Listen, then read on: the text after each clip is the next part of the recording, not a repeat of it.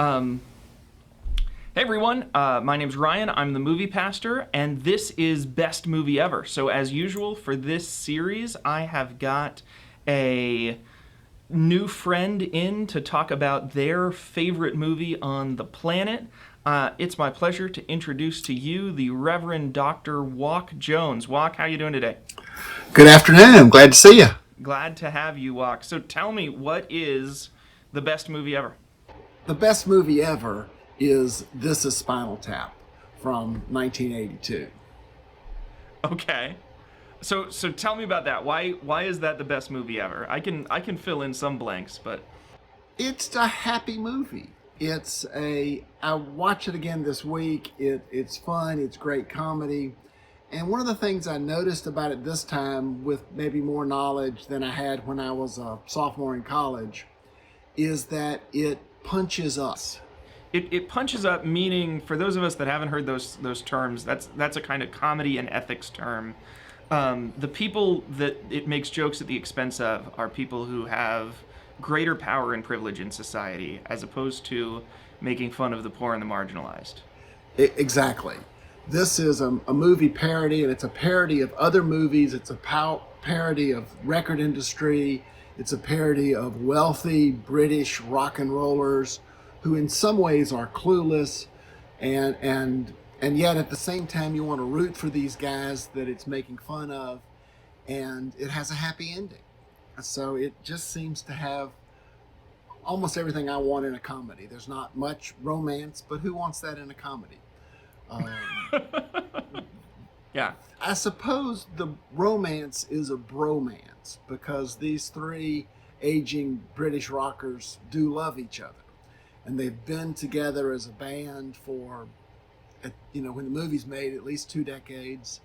And the movie flashes back and looks at their early career, and it's really well done. It's one of the first of this mockumentary style movie or journalism that we see so much of now, like The Office and Parks and Rec and things like that. Maybe slightly earlier than Spinal Tap is a few things done by Monty Python or some of the Pythons in the 70s. There was a Hmm. spoof of the Beatles called The Ruddles that Eric Idle did for, I think, NBC and Saturday Night Live. And this movie actually has its origins in Saturday Night Live and a sketch on Saturday Night Live, or maybe a little earlier. But why do I love it? Gosh, I just love it because it's a fun movie. It's a happy movie. Um, and it speaks to sort of my experience growing up. It's very much a movie about rock and roll in the 70s and early 80s. Okay. So yeah, so I think the kind of raison d'etre, the main assumption of this channel is the belief that when something resonates with you, when something speaks to your heart, makes your heart happy, it's true. There's something true there. And so, 1 Corinthians chapter 3, all truth is God's truth. That when we experience something true, there's a reason for that, and it's connected to our deepest hopes and longings and the foundational truths of society. So when you say it speaks to you, you're growing up in the foundations of rock and roll, that makes me want to say, well, what's rock and roll about? Like, tell me about rock and roll for a minute. That's a big question because Well, it is, yeah. I was born in the mid 60s, 1964, and sort of became aware as a child of the world around me, which was the end of the 60s, early 70s. I can always remember there being a time of men with long hair called hippies or whatever, but they were strange creatures to my parents. Hmm. And my dad, who grew up in the 40s, was much more into swing and jazz than any music I ever listened to. So into the 70s, when I was in elementary school and sort of coming of age in middle school, it was very much disco and music on the radio.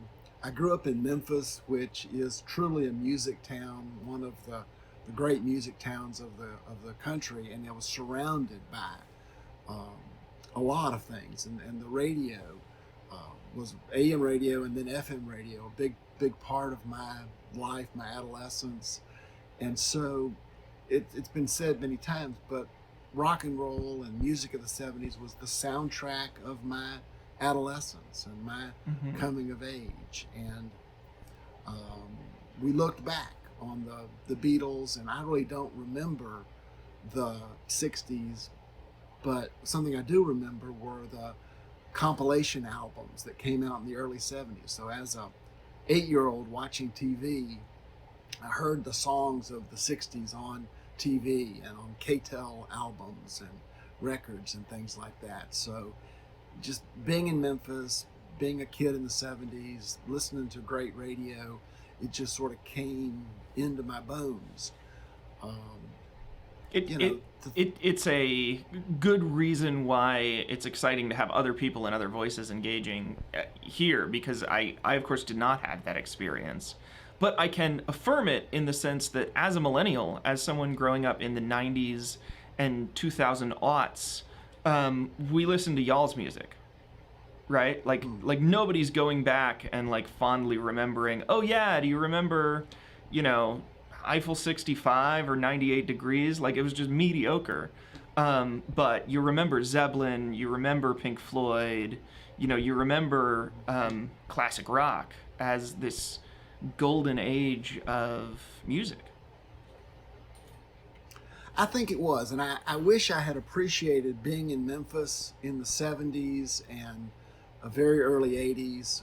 I went to a few concerts, but the radio, the great African American stations, some of the great stations of the country were R&B stations in Memphis. WDIA, Rufus Thomas, who was both an entertainer and he had a radio show on WDIA, and we listened to it some, but I wish I had delved deeper. And Memphis, some of the great DJs came through Memphis. Rick Dees, who later had a countdown show. Disco Duck. Disco Duck. He was the morning jock on WHBQ in Memphis when he recorded Disco Duck. And so that was what I was listening to getting ready for school every morning. And the voices and characters that he did and the music that he played, which was both classic rock and disco, but we didn't call it classic rock then. We just called it rock.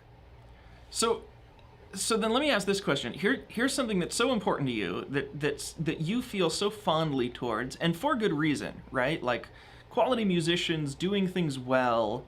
And then Rob Reiner comes along and he says, I'm gonna make fun of it. I'm gonna make it look really silly and stupid. And you say, yes, that sounds great to me. Why is that? Because that seems related to punching up, but it's punching you in a way, isn't it? I don't feel that way, and I didn't feel that way when I first saw it. It may be because there were some rock films, but some of that era and some things that went along with that, the drugs and other of that, was really foreign to me. And although I saw a few concert films and a few concert films in college, that part of it was sort of foreign to me. So and the hair bands and other things that Spinal Tap represent was not my exact experience, but maybe a better way to certainly say Spinal Tap was washed up, right? Like Spinal Tap was not Zeppelin. They wish they were Zeppelin.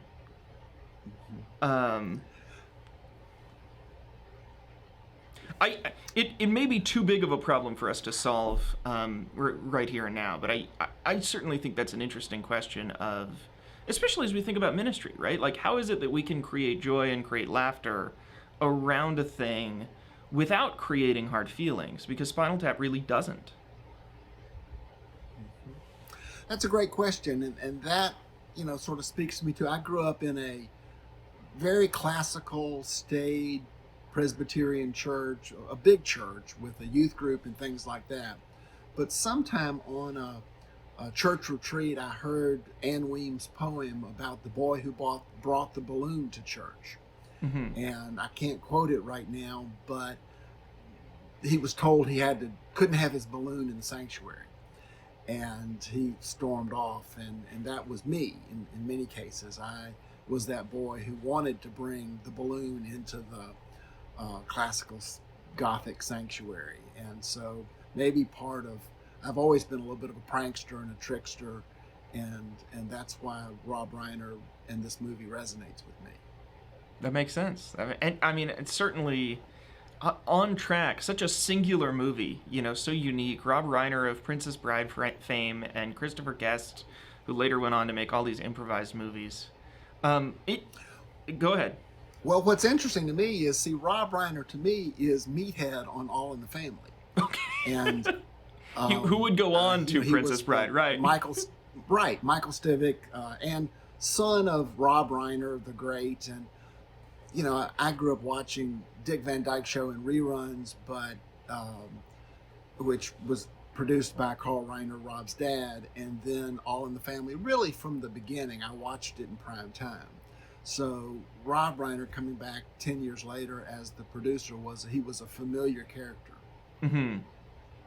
Oh, was he a producer on All in the Family? I'd seen a couple episodes. I didn't. No, I mean, he may have been in the later years, but he was the actor. He was a figure. Yeah, you'd seen him in cast. Yeah. Yes. Yeah, I knew that intellectually, but yeah, it's kind of like Ron Howard. I hear Ron Howard and I think Apollo 13 or even Arrested Development, but he would be Happy Days for you. Happy Days or Andy Griffith? Yeah. Yes. Happy Days I watched contemporaneously. Mm-hmm. Well, I wish we could unpack more. I guess let's do one more. I'm curious about something you said early on about the bromance, because that made my kind of mind spark up. This relationship, especially between Nigel and St. Hubbins. What's his first name? Between the two lead guitarists, right. Michael McKean and I have Christopher trouble Guest. with them. Yeah, because I want to call them that, but that's, and I'm made some notes. Yeah. Nigel Tufnell is Christopher Guest plays Nigel Huffnell, and David St. Hubbins is Michael McKean.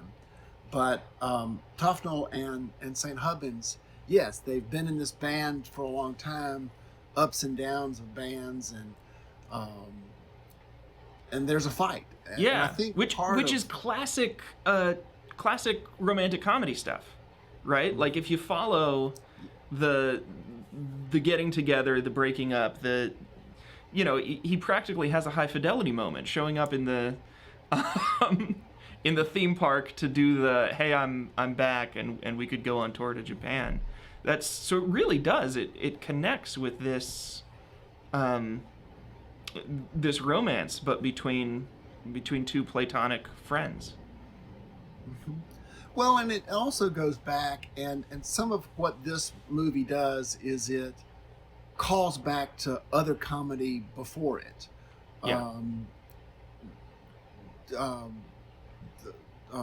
Monty Python had a whole sketch, Mm-hmm. maybe in the film, certainly on albums, about the names of bands and how the bands change names and change people. And also a big thing in the 70s was this idea of spontaneous human combustion. And right. Of course, on Spinal Tap, the drummers keep disappearing. Yeah. They spontaneously combust. So it just mines a rich field that was there before. It plows good territory. And the movie does. Did one of the romance is part of that? Did one of the drummers die on screen? I thought I remembered that. I thought he had a mask and asphyxiated. Yes, spontaneous human combustion. Okay. He just poof, he's gone. I heard them talk about. I must have looked down at the baby or something while that happened as I was rewatching it. But I remember that from back before high school, from the first time I watched it.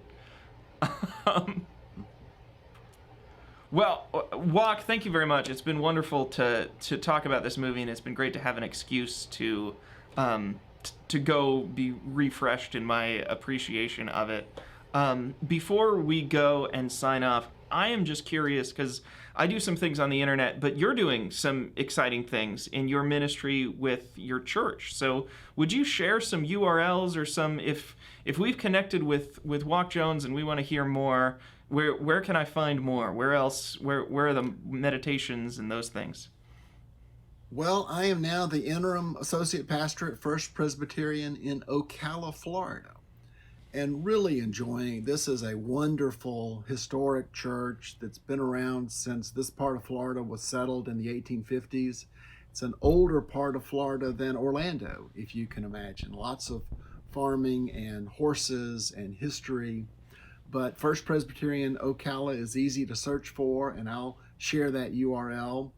And on the church's YouTube page, which we can link, I have been doing weekly meditations, and really starting from the lockdown of this pandemic in early May, I have had weekly thoughts, and for the last 7 weeks, I've been doing a history of Christian spirituality, and just wrap that up next week in mid-August with kind of a summation in 2 parts on Thomas Merton. I have really enjoyed this look at the history of Christian spirituality.